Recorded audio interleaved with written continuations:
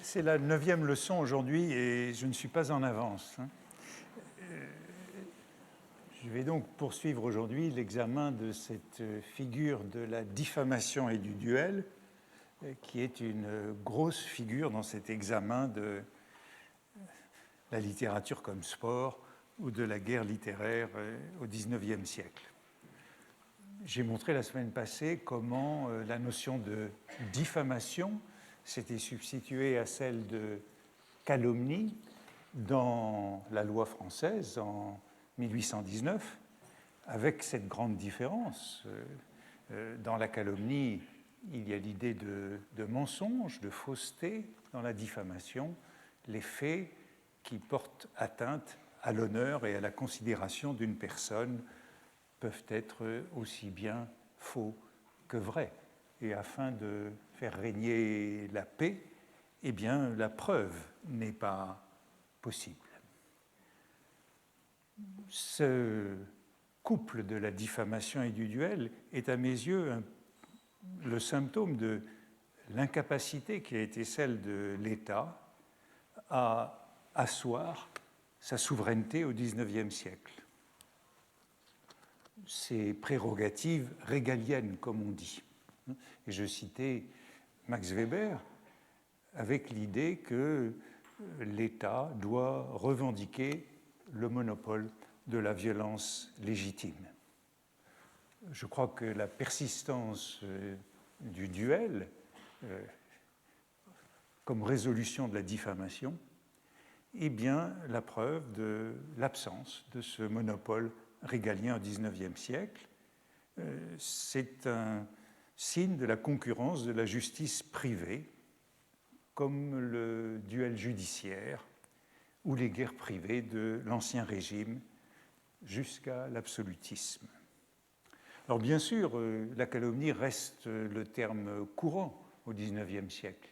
La diffamation, c'est le terme légal. Et on trouverait de nombreux exemples chez tous les écrivains qui continuent à parler de calomnie plutôt que de diffamation, comme Stendhal, je donnais les exemples la semaine passée, ou Balzac, qui au début de Ferragus écrit « Le calomniateur fut tué en duel ». Et on a donc bien ce couple, calomnie ou diffamation et duel.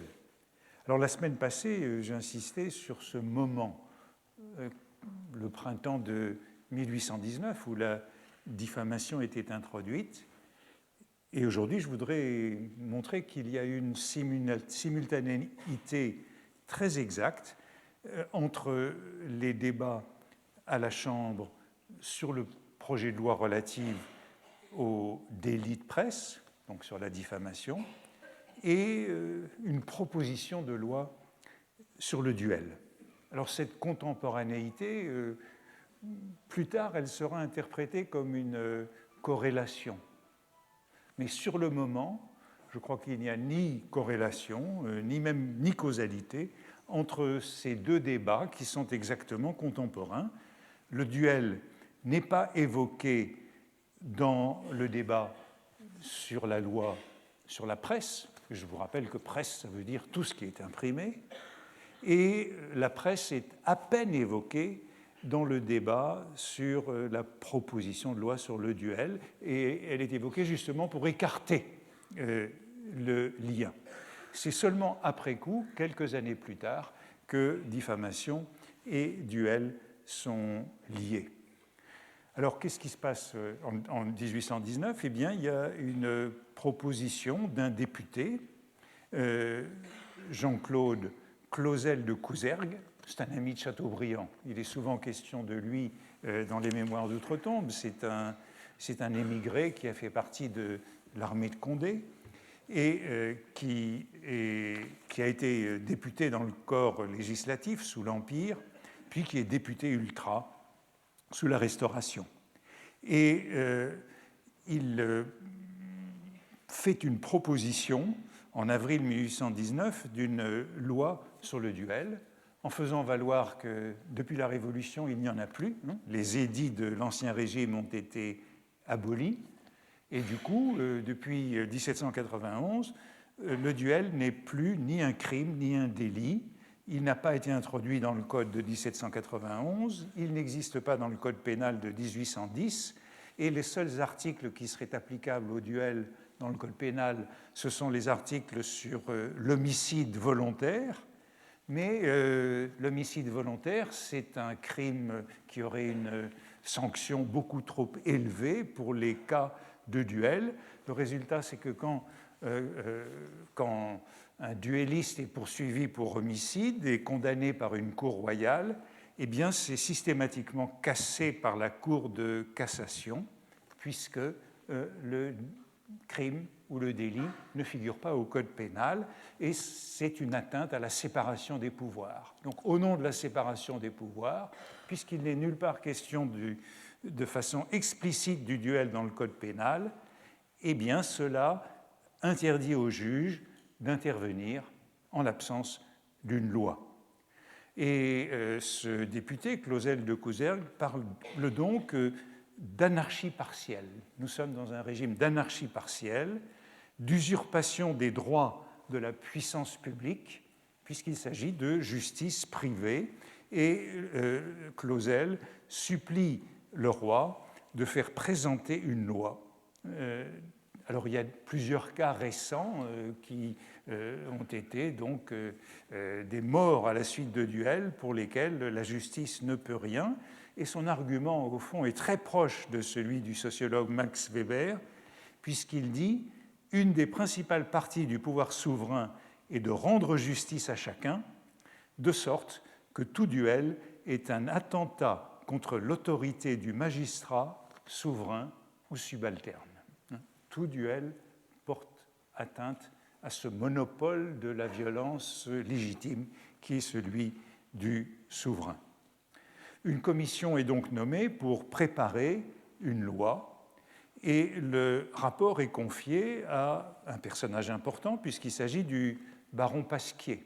Le baron Pasquier est entre deux responsabilités ministérielles.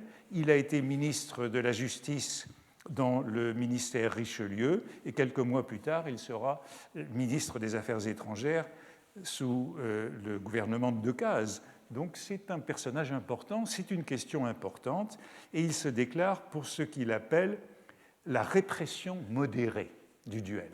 En effet, la répression excessive, eh bien, punir le duel comme un homicide volontaire serait sans effet, dit-il, et c'est ce qui était arrivé avec le relâchement des édits de Louis XIV sous Louis XV et Louis XVI, disait-il. Il y avait trop de lettres de grâce.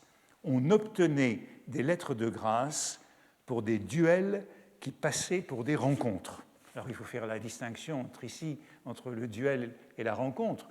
Le duel, c'est le combat singulier prémédité. La rencontre, c'est le combat singulier imprévu. On se rencontre à un coin de rue et on se bat en duel. Et les duels étaient toujours présentés comme des rencontres de hasard afin d'obtenir une lettre de grâce sous l'Ancien Régime. Il s'agit donc de définir le duel comme crime ou comme délit, de se demander également si les témoins sont complices. Si c'est un crime, eh bien, les témoins sont les complices du crime. Si c'est un crime, on peut aussi poursuivre pour tentative de crime, donc même s'il n'y a ni blessure ni mort. Et puis ensuite, il faut discuter de la compétence. Quel tribunal sera compétent pour parler des duels? Et il y a une réflexion, en effet, sur le jury. Est-ce que le délit ou le crime de duel peut passer devant un jury? Le jury est reconnu sous la Restauration parce qu'il est considéré comme un pouvoir donné au père de famille, un pouvoir modérateur des libertés publiques. Et c'est à ce sujet que la comparaison sera faite avec les délits de presse, puisque je vous indiquais la semaine passée que les délits de presse passaient devant un jury d'assises. C'est le jury d'assises qui juge les affaires de presse.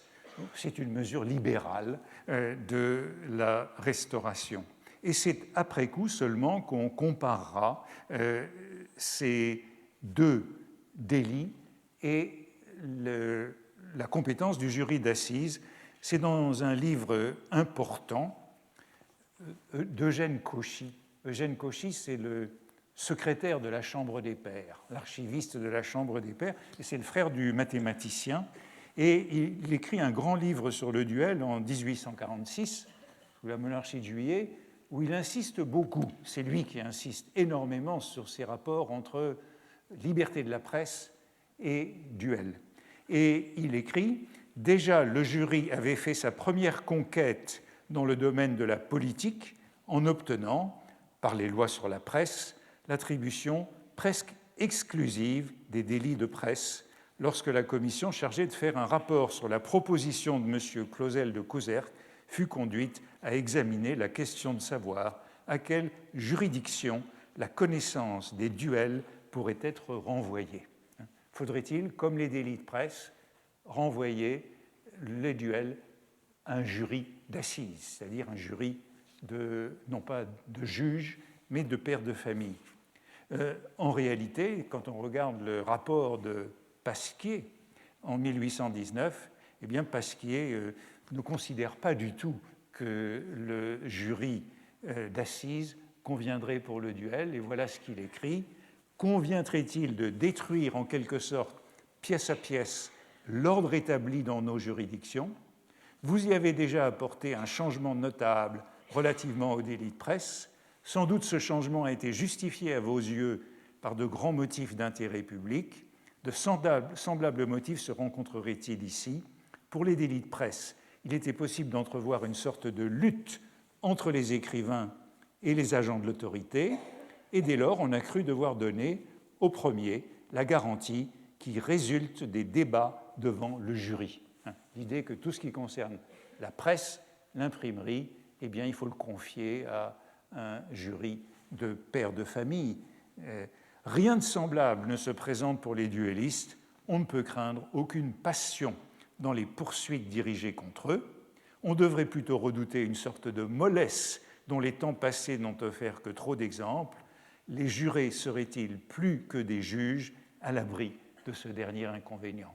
Donc, on ne souhaite pas soumettre les délits de duel ou les crimes de duel à des jurys en pensant que les jurys seraient trop complaisants pour ces duels.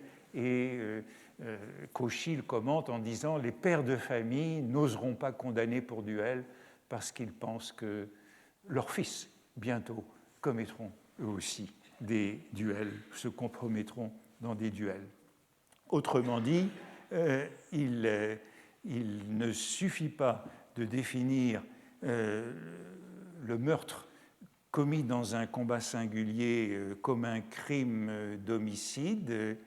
Il faut aussi trouver, non seulement à le réprimer, à le faire réprimer par des juges, mais aussi à le prévenir. Et c'est ici que la corrélation entre diffamation, la loi sur la diffamation et la loi possible sur le duel est envisagée après coup. L'idée donc que le jury d'assises fonctionnant dans la diffamation pourrait tempérer la violence comme les jurys d'Ancien Régime, ce tribunal des maréchaux dont je vous donnais l'exemple la semaine passée dans le Misanthrope de Molière. Vous vous souvenez du sonnet d'Oronte, et Oronte et Alceste sont renvoyés devant le tribunal des maréchaux, le jury d'honneur, afin de prévenir le duel. Donc il y a l'idée qui apparaît qu'un jury d'assises qui traiterait les affaires de diffamation pourrait prévenir le duel, comme le jury d'honneur d'Ancien Régime. Mais enfin, je dirais que c'est après coup, ce n'est pas en 1819, c'est sous la monarchie de Juillet que la portée de la loi sur la diffamation est ainsi comprise. Ça offrirait à l'offensé un moyen légal de réparer son honneur sans recourir au combat singulier. Et dans l'exposé des motifs de la loi sur la presse de 1819, le ministre disait « De même que l'invention de la poudre avait changé les conditions et la tactique de la guerre, la liberté de la presse devait changer profondément la tactique de l'injure. » Très intéressante comparaison, c'est-à-dire que la presse est comparée à la poudre, comme la plume était comparée à l'épée. La presse, c'est une arme de destruction massive, et face à cette arme de destruction massive, il faut trouver un moyen de protéger l'honneur des particuliers contre l'offense publique. Si la presse est libre, alors, pour prévenir le duel, il faut l'équivalent d'un tribunal d'honneur qui juge les affaires de diffamation.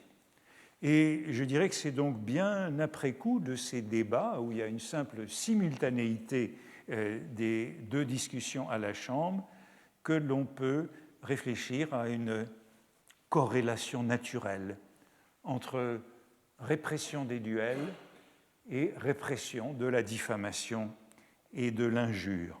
Et c'est une thèse qui est bien établie dans la suite du siècle. Je crois que j'ai déjà cité ici l'étude du sociologue, professeur au Collège de France, Gabriel de Tarbes, sur le duel, qui date de 1892, qui est une monographie, l'une des plus importantes sur l'histoire et l'actualité du duel. Et il écrit à ce propos, reprenant littéralement la thèse de la corrélation entre répression de l'injure et répression du duel, si une proposition tendant à combler la lacune de nos lois pénales est repoussée, donc en 1819, sur le duel, la loi du 17 et 26 mai, la loi sur la presse de cette même année sur la diffamation et l'injure, source première de toutes les lois postérieures sur la presse, je disais y compris la nôtre aujourd'hui, la presse, cette arme à longue portée de la calomnie, la loi s'attaque à la racine du mal et vise directement le but à poursuivre sans l'atteindre cependant. Donc on a affaire avec la presse à une arme à longue portée de la calomnie. Ce thème de l'arme massive comparée à la plume et la nécessité d'établir une sorte de tribunal d'honneur moderne, comparable au tribunal des maréchaux, qui rendent les duels inutiles pour régler ce type de conflit de diffamation et d'injure. En vérité, ni la Restauration, ni la monarchie de Juillet ne réussiront à instaurer un tribunal d'honneur rendant le duel inutile. En 1819, il ne se passe rien. En 1829, il y a un nouveau projet de loi. Cette fois-ci, c'est un projet de loi. C'est de nouveau un moment libéral de la Restauration. C'est toujours dans les moments de libéralisme, lorsqu'on libère la presse, que l'on songe à prévenir le duel. La répression ne suffit pas, il faut le prévenir. Libérer la presse suppose de prévenir le duel.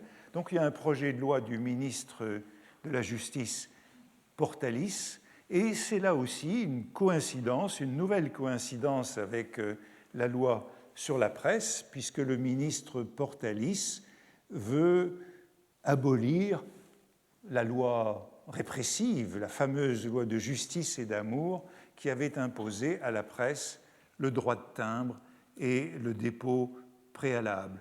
Donc Portalis dépose un projet de loi qui vise à abolir la censure, à supprimer l'autorisation préalable au profit d'un cautionnement de la presse, et aussitôt après, il dépose un projet de loi sur le duel qui est en fait conforme au projet de 1819 et qui prévoit en effet de faire juger, comme le délit de presse et le délit de diffamation, le crime de duel par la cour d'assises, qui est saisie comme un tribunal d'honneur. Alors, bien entendu, il faut ajouter que sous la Restauration, on n'avait pas encore inventé la notion de circonstance atténuante. La notion de circonstance atténuante n'est introduite dans le droit qu'en 1832, sous la monarchie de Juillet. Et donc c'est ça aussi la difficulté. Comment traiter le duel? Le duel, c'est un homicide volontaire. Il n'y a pas de circonstance atténuante. Donc c'est aussi la raison pour laquelle les cours ont tendance à acquitter. C'est seulement après l'invention de la théorie des circonstances atténuantes, en 1832, qu'on pourra juger les cas d'homicide dans des duels à des peines moindres.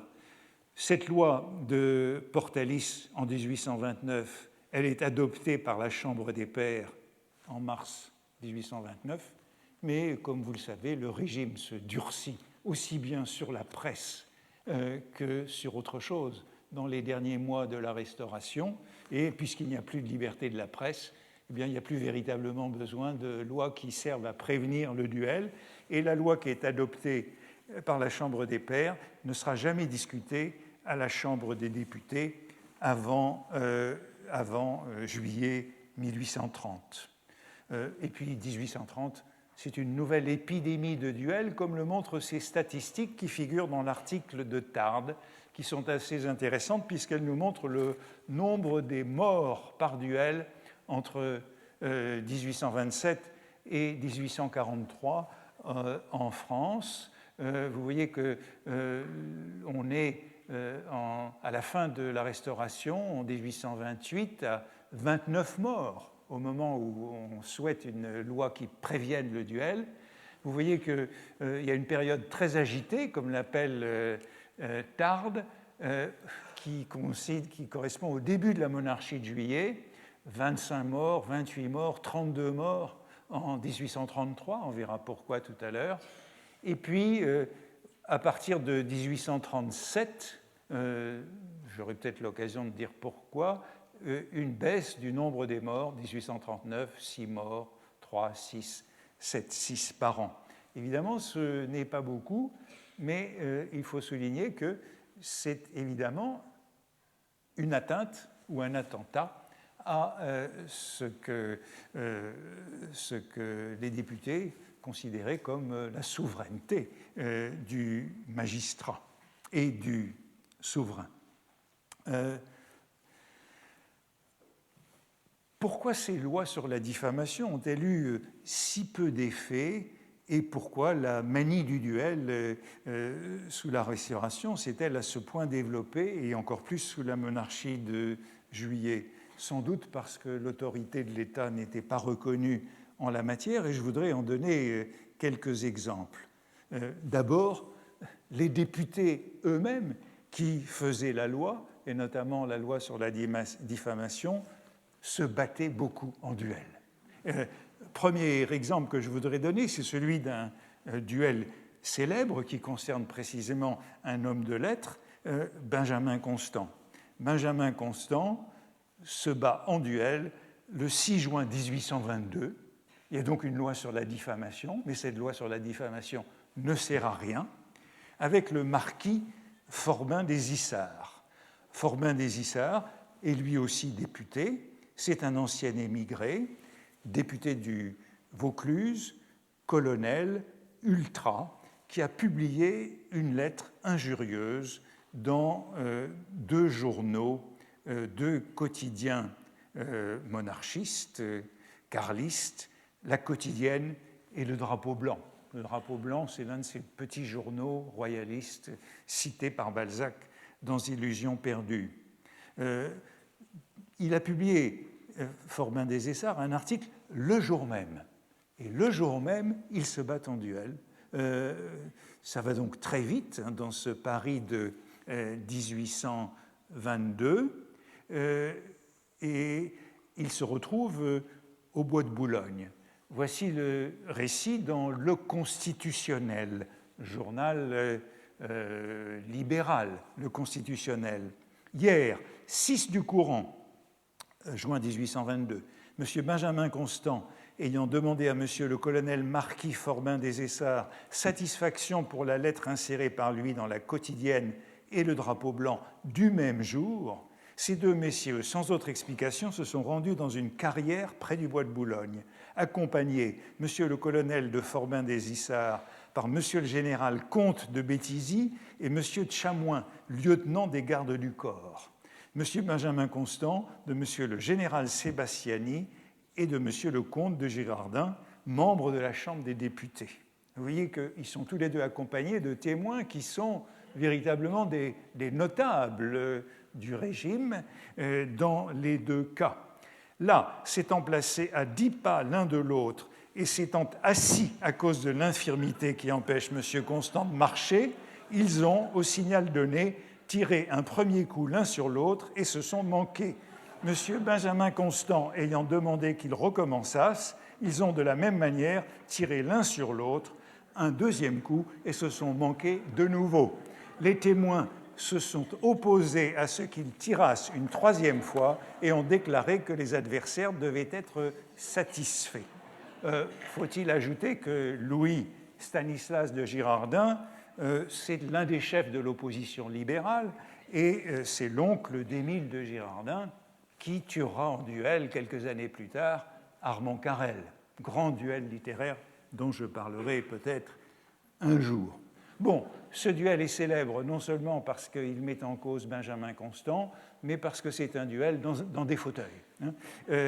Et voici la version du journal des débats, journal des débats qui est plus centriste, si vous voulez.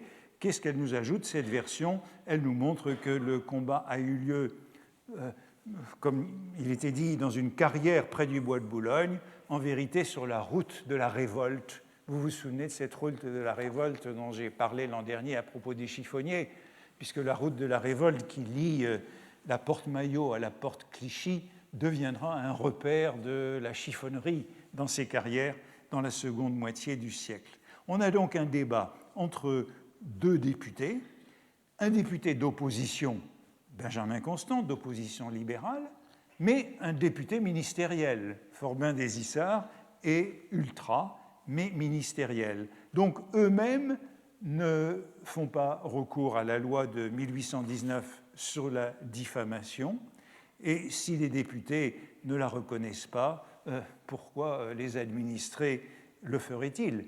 Dans l'un des récits, il est dit que ce combat, ce duel ayant eu lieu dans la fin de la matinée de ce jour, Benjamin Constant vient à la Chambre des députés dans l'après-midi et il est applaudi par les députés libéraux à son arrivée à la Chambre des députés. Voici une illustration de ce duel, une illustration qui est un peu plus tardive, puisqu'elle a l'air d'être signée Philippe Otto. Je n'en connais pas bien la source. Elle est clairement dans un journal plutôt de la seconde moitié du siècle, le duel de Benjamin Constant et de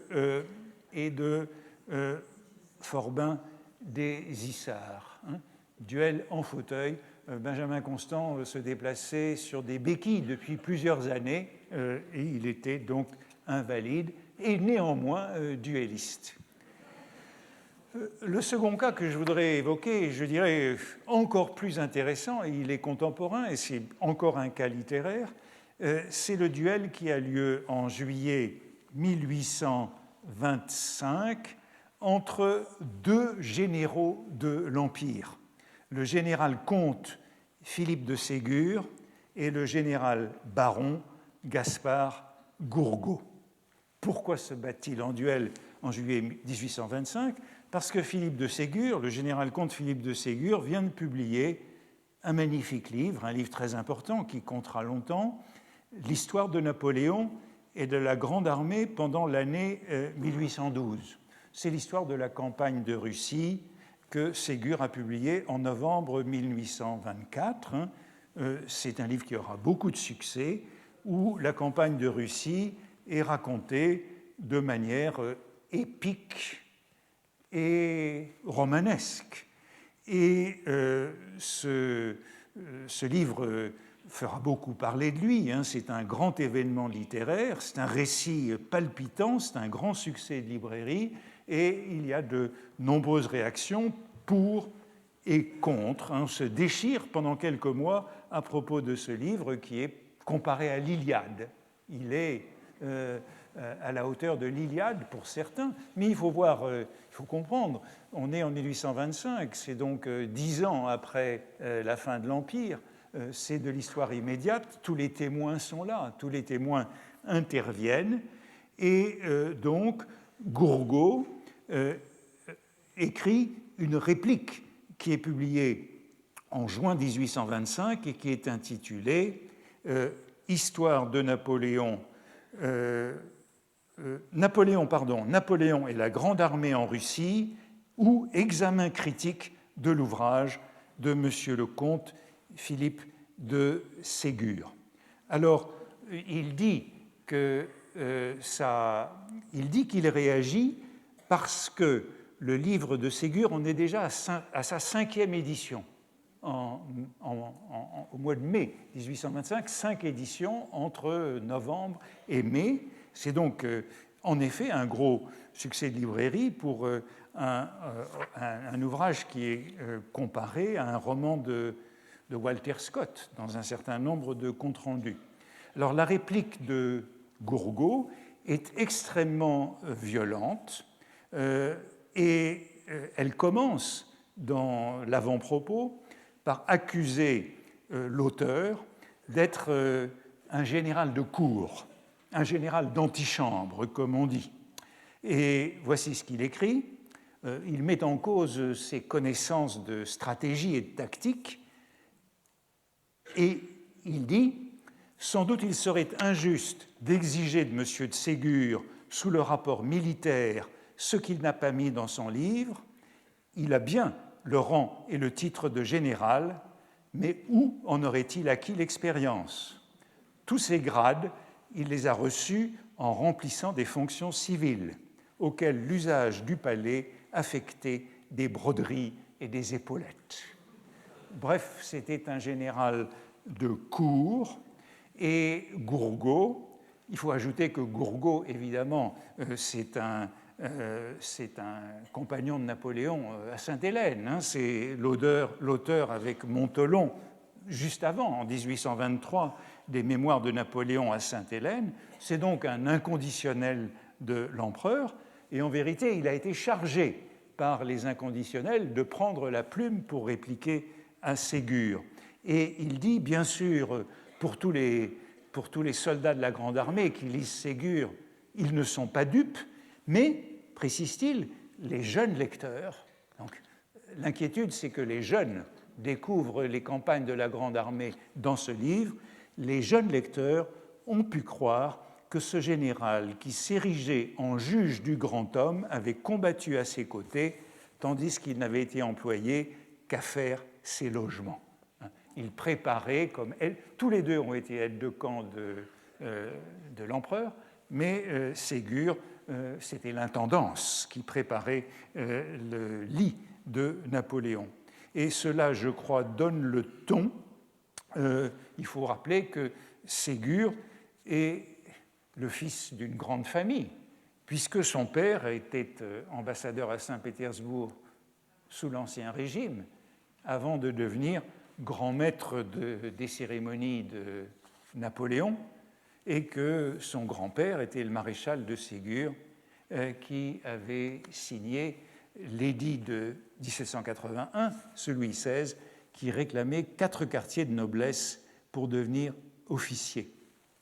Le livre de Ségur est dédié à ses compagnons vétérans de la Grande Armée, et Gourgaud se demande ou déclare combien sont faibles ces titres à la vétérance et à cette illustre confraternité. Il prend tout de même quelques précautions, puisqu'on est bien dans ce climat de diffamation en ajoutant « Il est utile d'apprendre au lecteur de Monsieur le comte de Ségur que sa plume n'est point celle d'un militaire, quoique son épée, dans les occasions rares où elle sortit du fourreau, ait été celle d'un brave soldat. » Donc, son épée est parfois sortie du fourreau, mais rarement. En tout cas, il n'y comprend rien à la campagne de Russie. Alors, le livre de Gourgaud est en vente le 10 juillet 1825. Le 11 juillet, il y a déjà une deuxième édition de 3000 exemplaires, et les deux hommes vont aussitôt s'expliquer sur le prêt. Tous deux seront blessés. Voici ce qu'on lit dans le journal des débats du 15 juillet. Un duel entre les généraux Gourgaud et Philippe de Ségur devait avoir lieu aujourd'hui. Les témoins du premier étaient les colonels Duchamp et Marbeau et le général Pajol, ceux du second, messieurs les comtes de Lobau, le comte de Jean et le comte de Saint-Aulaire. Ces messieurs sont sortis par 3 barrières différentes pour aller au terme, hors la barrière du Roule, mais l'autorité ayant été prévenue a empêché cette déplorable affaire en les arrêtant à mesure qu'ils sortaient des barrières. Et le journal des débats ajoute, et c'est intéressant de voir quel est le parti de ce journal modéré, Monsieur de Ségur, dans son ouvrage, n'a outragé personne, et le livre qui le réfute est un continuel outrage envers lui. C'est un démenti, un cartel en pamphlet. Pour prendre sur un tel ton la polémique, il faut être absolument étranger à l'esprit de liberté qui est le caractère de la France nouvelle. Donc ceci, écrit en 1825, montre bien qu'il y a un conflit politique entre l'inconditionnel de l'Empire, qui est Gourgaud, et Ségur, qui s'adapte au nouveau régime. Alors, ils n'ont pas pu se battre ce jour-là, mais le lendemain, ils sortiront plus discrètement des barrières. Et voici l'article du journal des débats du lendemain. Je vous invite à faire attention à ce qui est écrit au-dessus, puisque c'est aussi assez intéressant. Monsieur le comte de Boissy quitte la légation de Florence. Il est remplacé en qualité de secrétaire de légation par monsieur de Lamartine, attaché à l'ambassade de Naples. Et puis vient le récit du combat. Nous rendrons compte plus tard de l'écrit de monsieur le général Gourgaud, mais ce que nous croyons devoir faire connaître aujourd'hui et que nous apprenons comme un fait certain, c'est que monsieur le général comte de Ségur s'étant trouvé offensé des personnalités, vous retrouvez cette expression que j'ai longuement commentée, ces personnalités, je lui ai consacré une leçon au sens du XIXe siècle, s'est trouvé offensé des personnalités contenues dans l'ouvrage de monsieur le général Gourgaud, lui en a demandé satisfaction. Hier, la gendarmerie a empêché que cette affaire se terminât. Ce matin, elle a eu lieu. Monsieur le général Gourgaud avait pour témoin monsieur le général comte Pajol et monsieur le colonel Duchamp. Ceux qui accompagnaient monsieur le général de Ségur étaient monsieur le général comte de Lobau et monsieur le général comte de Jean, tous deux anciens aides de camp de Napoléon. On n'a que des anciens aides de camp de Napoléon dans cette affaire. Monsieur de Ségur a reçu d'abord une légère blessure au bras, ensuite le général Gourgaud en a reçu une dans le corps. Alors les témoins ont décidé que le combat était fini et que cette affaire ne devait pas avoir d'autre suite. Dans le constitutionnel journal libéral, on apprend que ce combat a eu lieu, puisqu'ils avaient raté à la barrière du Roule, ça a eu lieu à la barrière du Maine. On sort de Paris pour trouver un endroit où se battre, et ce sont tous des officiers de l'ancienne armée, tous ces officiers de l'ancienne armée, et ainsi les deux sont blessés et le combat est levé par les témoins. Ce qui est intéressant, c'est que ces deux articles nous disent qu'ils ont été tous les deux blessés, mais la tradition voudrait, quand on lit les récits contemporains, les récits d'aujourd'hui, seul Ségur aurait été blessé. Je ne sais pas très bien pourquoi. Peut-être que ça correspond à cette longue superstition qui voudrait, tout au long du XIXe siècle, ces Tard qui le fait remarquer, dans la littérature du XIXe siècle, le duel est encore conçu comme un jugement de Dieu. Et on peut supposer que ce sont donc plutôt des Napoléoniens qui ont réécrit l'histoire, puisque selon les histoires que l'on peut trouver aujourd'hui, seul Ségur aurait été blessé. C'est donc une histoire très intéressante que celle-ci, qui a beaucoup intéressé les contemporains. Il en est largement question sous la plume de Stendhal, qui, ce n'est pas par hasard, s'est intéressé à cette affaire. Il l'évoque dans sa correspondance de juillet 1825. Il écrit « Le général Gourgaud, dans sa réfutation de M. de Ségur, a, dit-on, insulté le dit Ségur. On parle beaucoup d'un duel pour demain. » Et Stendhal a rendu compte très longuement des deux livres. Il fait un compte-rendu de l'ouvrage de Ségur. C'est l'époque où Stendhal tient une chronique dans le London Magazine. Et il écrit un article très long de plus de 20 pages sur l'histoire de la campagne de Russie de Ségur dans le London Magazine de février 1825.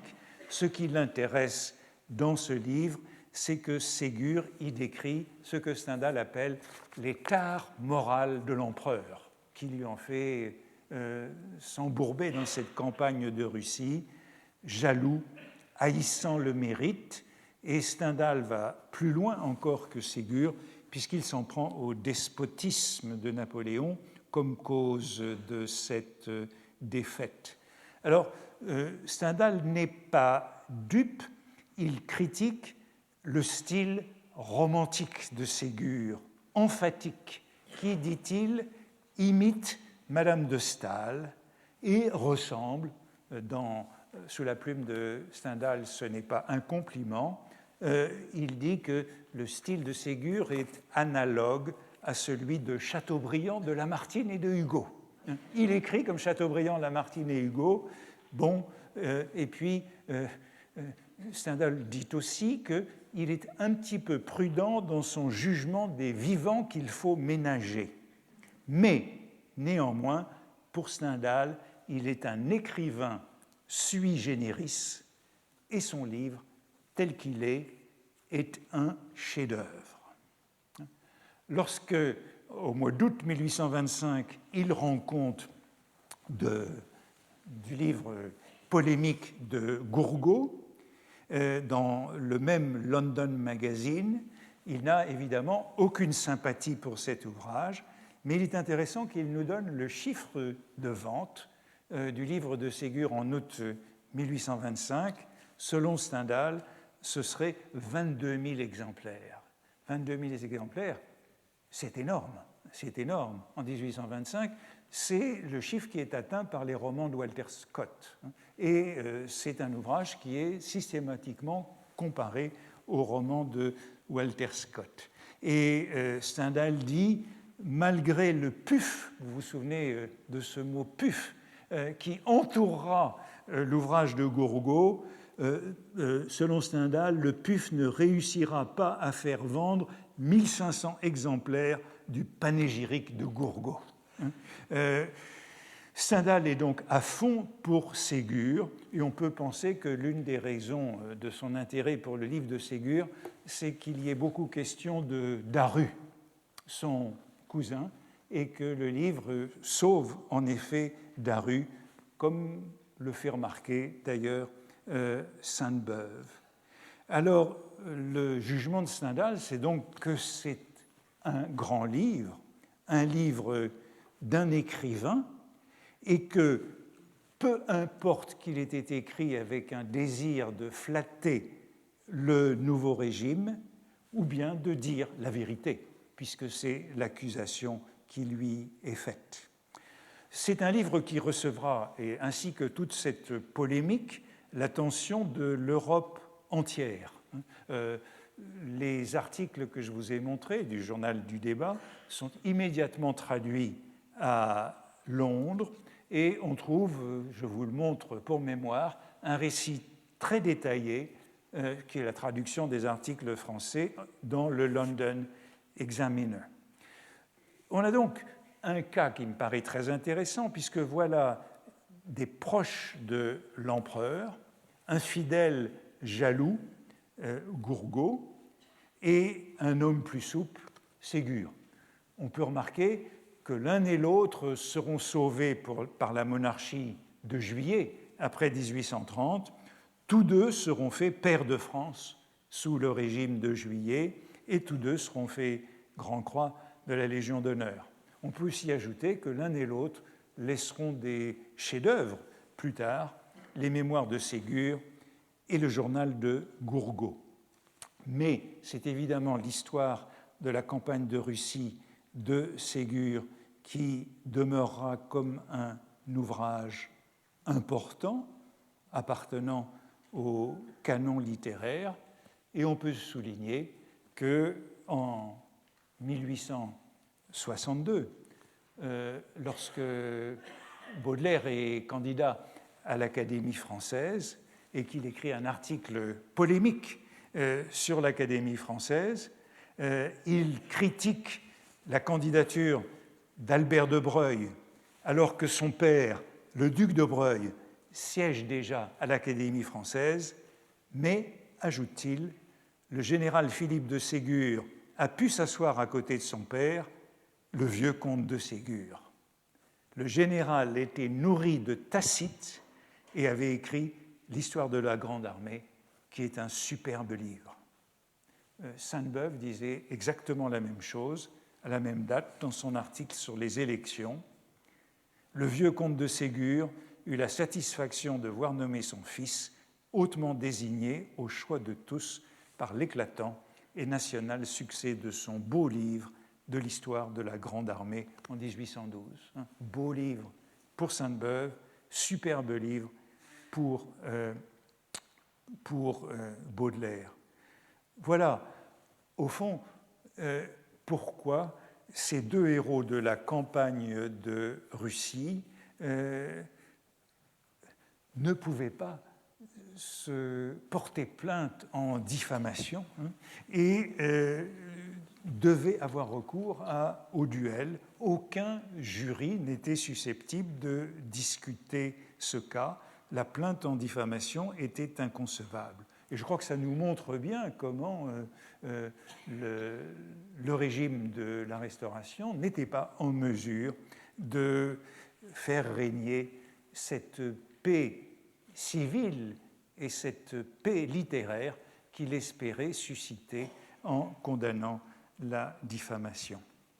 Je crois qu'il est important de penser à cette période, de repenser à cette période qui, à mon sens, est une sorte d'origine de la violence de la vie littéraire française, de la vie littéraire française qui est particulièrement violente. On dit parfois, c'était déjà le cas au XVIIIe siècle et sous Voltaire, mais il me semble qu'on a ici des cas qui nous montrent que les querelles littéraires sont inséparablement des querelles politiques et qu'elles ont lieu entre des membres du même monde, députés dans le cas de Constant et de Désissart, ou généraux de l'Empire dans le cas de Ségur et Gourgaud. Il y a nécessairement un mélange de la proximité et du débat littéraire qui fait qu'on n'a plus seulement affaire à des contradicteurs, mais à des adversaires et même à des ennemis. On passe très vite de la délibération sur des idées, y compris sur l'histoire, à l'affrontement guerrier. Et je crois que c'est cela qui fait, durant toute cette période, du duel, à la fois la métaphore de la vie littéraire et le prolongement de l'activité littéraire. Je vous rappelle cette initiation de Lucien de Rubempré, lorsqu'il pénètre pour la première fois chez Lousteau, qui sera son mentor dans le Paris littéraire. Voici ce qu'on lit. Sur le manteau de la cheminée errait un rasoir, une paire de pistolets, une boîte à cigares. Dans un panneau, Lucien vit des fleurets croisés sous un masque. Une paire de pistolets, des fleurets croisés sous un masque, ce sont les instruments indispensables, aussi bien que la plume de l'écrivain. Alors j'ai dit que c'est ainsi que se déroule la vie littéraire française du moment, mais on peut ajouter que, loin de Paris, lorsqu'on est français, eh bien, on déplace cette tendance au duel. Vous avez vu que Lamartine avait été nommée, dans ce petit entrefilet, Lamartine est nommé secrétaire de légation à Florence en 1825. Eh bien, quand il y arrive, il doit aussitôt se battre en duel. Pourquoi Lamartine doit se battre en duel? Parce que, tandis qu'il était en congé à Paris, entre Naples et Florence, il a eu la sotte idée d'achever le poème interrompu de Childe Harold, le poème de Byron, interrompu par la mort. Il a donné le dernier chant du pèlerinage d'Harold, publié en mai 1825, ce qu'il appelle un pastiche sérieux dans lequel figurent 2 vers qui seront pris pour une injure lorsqu'il arrivera en Italie. C'est Byron qui parle avant de partir pour la Grèce où il mourra et qui dit « Je vais chercher ailleurs, pardonne, ombre romaine, des hommes et non pas de la poussière humaine. » Eh bien, lorsqu'il arrive en Italie, cette poussière humaine se rebellera et voici ce qu'il écrit dans son commentaire des méditations poétiques, repris dans le cours familier de littérature. « À peine y fus-je arrivé à Florence qu'une vive émotion patriotique s'éleva contre moi. On traduisit mes vers séparés du cadre, on les fit répandre à profusion dans les salons, au théâtre, dans le peuple. On s'indigna dans des articles de journaux et dans des brochures de l'insolence du gouvernement français qui envoyait pour représenter la France dans le centre de l'Italie littéraire et libérale un homme dont les vers étaient un outrage à l'Italie. » N'oublions pas qu'outrage, c'est un mot qui a le sens d'atteinte à l'honneur depuis la chanson de Roland. La rumeur fut grande et je fus quelque temps proscrit par toutes les opinions. Il y avait alors à Florence des exilés de Rome, de Turin, de Naples, réfugiés sur le sol toscan, et à la suite des 3 révolutions qui venaient de s'allumer et de s'éteindre dans leur patrie. Au nombre de ces proscrits se trouvait le colonel Pépé. Le colonel Pépé était un des officiers les plus distingués de l'armée. Il avait suivi Napoléon en Russie. De nouveau la campagne de Russie. Il était de plus écrivain de talent. Il prit en main la cause de sa patrie. Il fit imprimer contre moi une brochure dont l'honneur de mon pays et l'honneur de mon poste ne me permettaient pas d'accepter les termes. J'en demandai satisfaction. Nous nous battîmes dans une prairie au bord de l'Arno, à une demi-lieue de Florence. Nous étions tous les 2 de première force en escrime. Le colonel avait plus de fougue, moi plus de sang-froid. Le combat dura 10 minutes. J'eus 5 ou 6 fois la poitrine découverte du colonel sous la pointe de mon épée. J'ai évité de l'atteindre. J'étais résolu de me laisser tuer plutôt que d'ôter la vie à un brave soldat criblé de blessures pour une cause qui n'était point personnelle et qui, au fond, honorait son patriotisme. Je sentais aussi que si j'avais le malheur de le tuer, je serais forcé de quitter l'Italie à jamais. Après 2 reprises, le colonel me perça le bras droit d'un coup d'épée. On me rapporta à Florence. Ma blessure fut guérie en 1 mois. Bon, le duel était puni de mort en Toscane, et Lamartine, lui, comme diplomate, était couvert, mais il dut prier le grand-duc de ne pas proscrire le colonel Pépé. Le résultat, c'est qu'ils devinrent amis. D'adversaires, ils devinrent amis, et c'est seulement à ce moment-là que Lamartine, dit-il, publie son mémoire judiciaire. Et c'est très intéressant puisqu'il se défend à la fois par la plume et par l'épée. Mais la plume doit venir après l'épée. Il faut d'abord utiliser l'épée.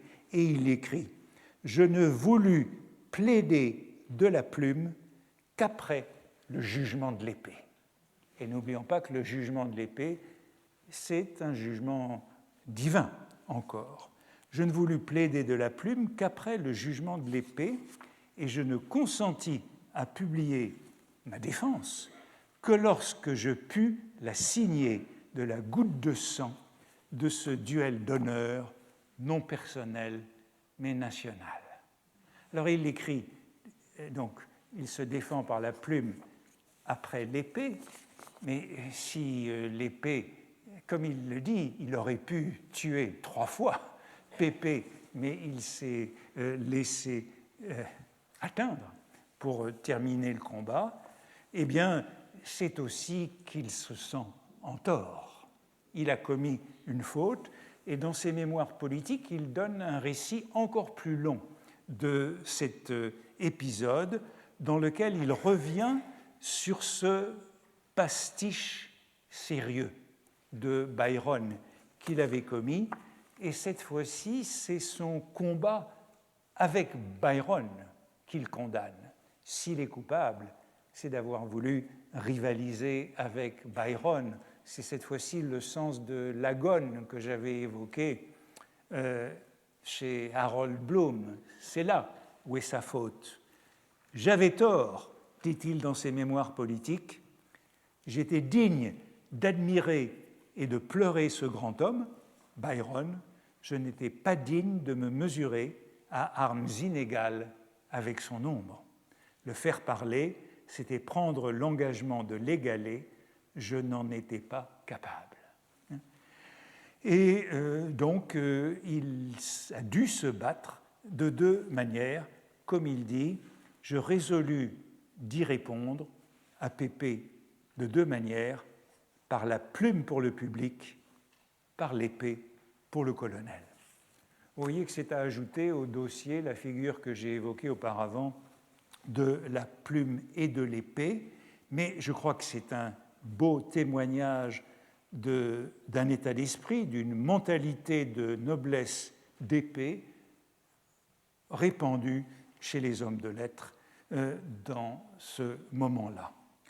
J'aurais voulu évoquer, mais l'heure tourne, 2 autres cas très célèbres de cette fin de la Restauration, 2 morts en duel en 1829 et 1830, juste avant la Révolution de Juillet, parce que ce sont des cas qui seront souvent cités par la suite.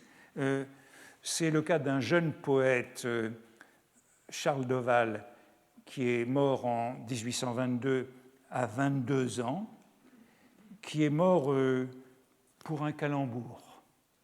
Il avait écrit dans un petit journal, Le Lutin, que M. Mira, qui était le directeur du Théâtre des Variétés, qui lui avait refusé une place à l'entrée, n'était peut-être Mira sévère, mais ne sera jamais à coup sûr Mirabeau. Monsieur Mira a considéré que c'était une insulte. Ils se sont battus et le pauvre Dauval est mort à l'âge de 22 ans. Et dans ce duel, je voudrais insister, vous avez vu que dans les cas précédents, après 2 coups de revolver ou de pistolet ou quelques coups d'épée, les témoins arrêtent le duel. Eh bien, comment ça s'est passé ? Là, le duel commence à l'épée, à la porte de Clignancourt. Mira est blessé, demande de continuer au pistolet, et les témoins n'arrêtent pas le combat, et Dauval est atteint à la poitrine à la 4e balle. Vous voyez que je vous avais cité, je crois, dans l'un des premiers cours, ces mots de Grisier, le grand maître d'armes du XIXe siècle, qui disait quelque part, dans une affaire, ce ne sont pas les épées et les pistolets qui tuent, ce sont les témoins. Et là, nous avons de bons exemples du fait que ce sont les témoins qui tuent dans les combats.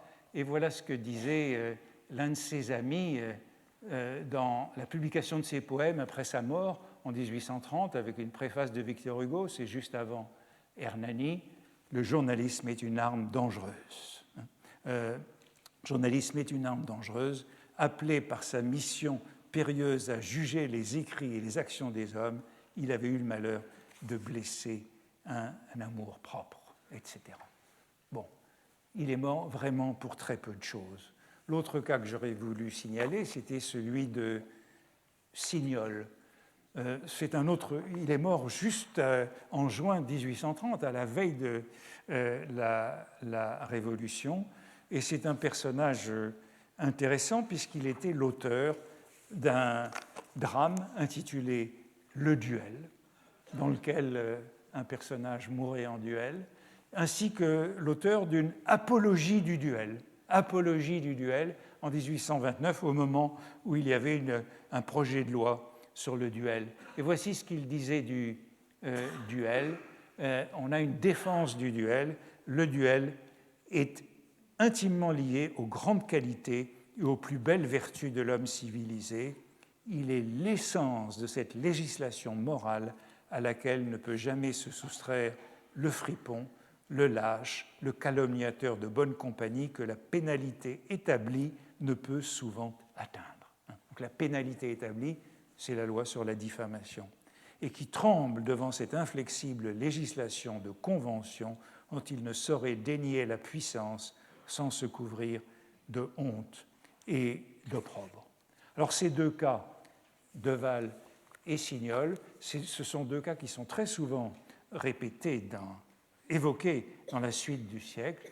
Jules Janin leur consacre un chapitre dans son Histoire de la littérature dramatique, et Dumas les évoque tous les deux dans ses mémoires, longuement. Dumas était ami des deux, mais enfin Dumas était ami de tout le monde, et il figure partout, il est présent à tous les enterrements.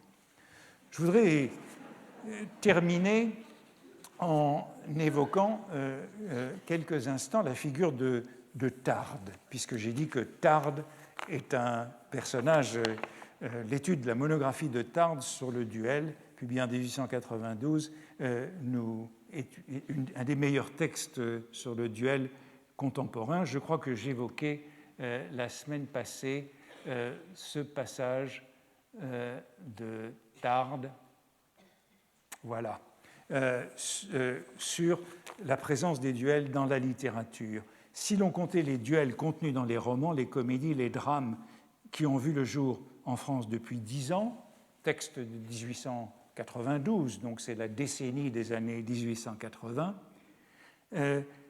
on trouverait certainement ce nombre 20 ou 40 fois supérieur à celui des duels qui ont réellement eu lieu dans le public français.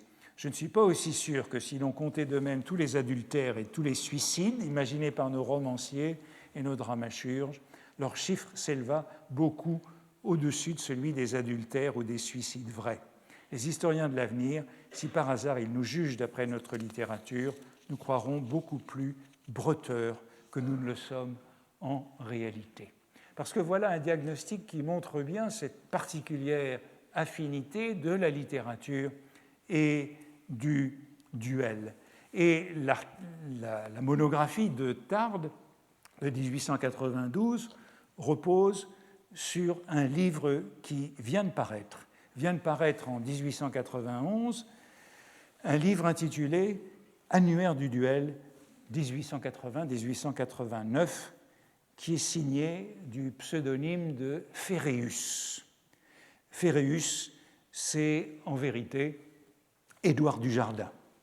Édouard Dujardin, que nous connaissons bien puisqu'il est l'inventeur du monologue intérieur en littérature, le précurseur du courant de conscience utilisé par Joyce dans Ulysse, et l'auteur de cette nouvelle « Les lauriers sont coupés », publiée en 1887 dans la Revue indépendante.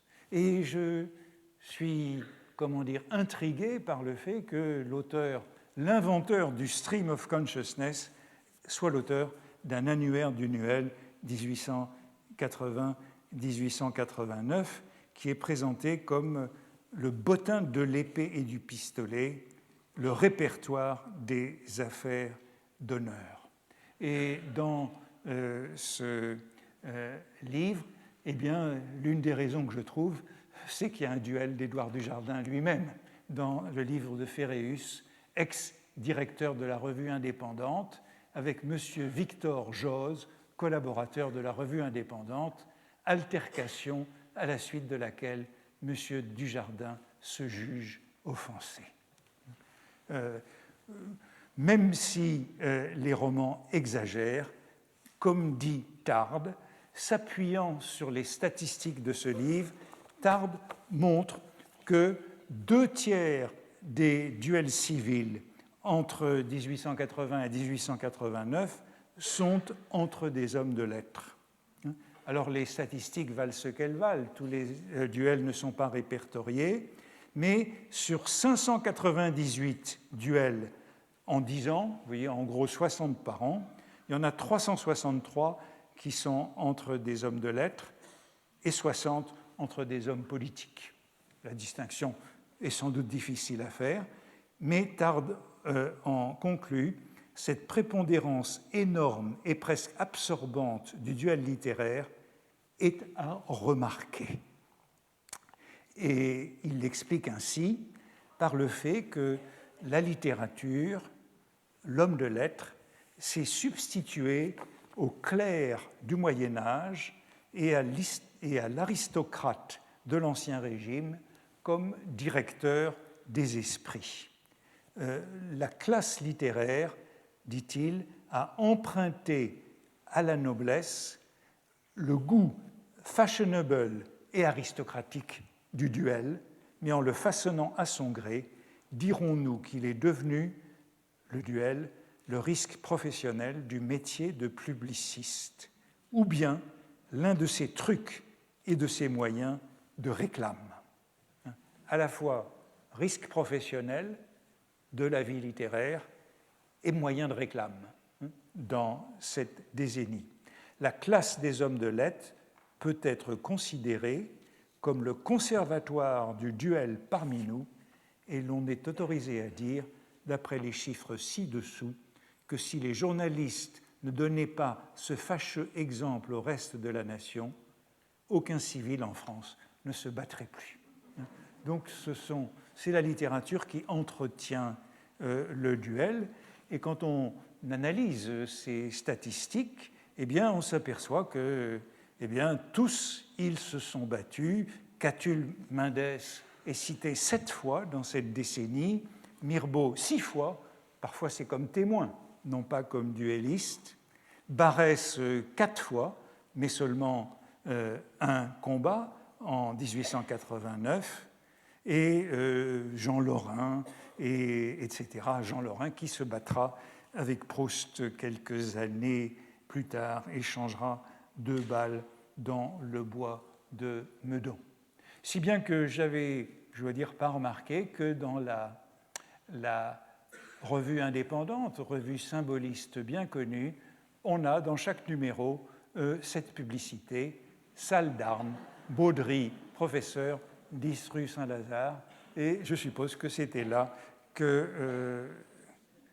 qu'Édouard Dujardin allait s'entraîner de 7h du matin à 11h du soir, avant de se battre comme tous ces hommes de lettres de la génération symboliste. Vous voyez que j'ai sauté par-dessus un long moment, puisque je rejoins ici l'une des dernières décennies du siècle, et je crois que ce n'est pas cette année que je parlerai ni de la monarchie de Juillet, ni du Second Empire, qui sont pourtant riches de sujets que j'aimerais bien traiter, mais je crois que je voudrais aborder dans les 2 dernières leçons des lettres un peu plus éloignées dans l'alphabet, puisque je n'en suis encore qu'à la lettre D, et que je voudrais tout de même sauter vers la fin de l'alphabet. Je ne sais pas encore ce que je ferai dans les 2 prochaines séances, mais j'irai plus loin dans l'alphabet. Merci.